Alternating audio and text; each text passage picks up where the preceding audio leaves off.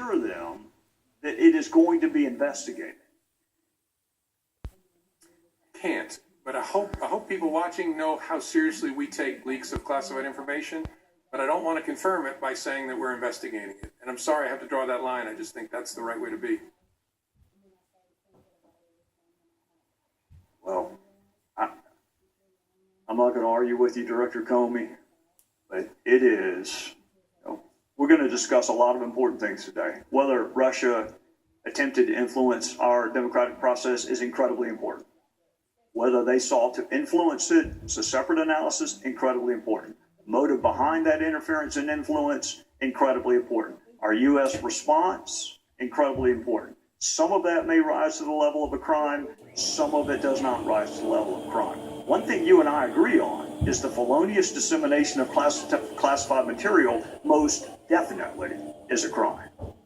So I would ask you, and I understand some of the procedures that you are up against, I would humbly ask you to seek authority from whomever you need to seek authority from. Because I'm going to finish the same way I started. This is an agreement between the American people and its government. We, the American people, give certain powers to government to keep us safe. And when those powers are misused, and the motive is not criminal investigations or national security, then I'll bet you my fellow citizens are rethinking their side of the equation. Because that U.S. citizen could be them next time.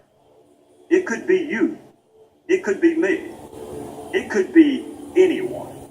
Until we start seriously investigating and prosecuting what Congress thought was serious enough to attach a 10-year felony to. With that, I would yield back, Mr. Chairman. Can I just add a response to what you said? I agree with you, Mr. Gowdy. Two things folks at home should know. First, an unauthorized disclosure of FISA is an extraordinarily unusual event.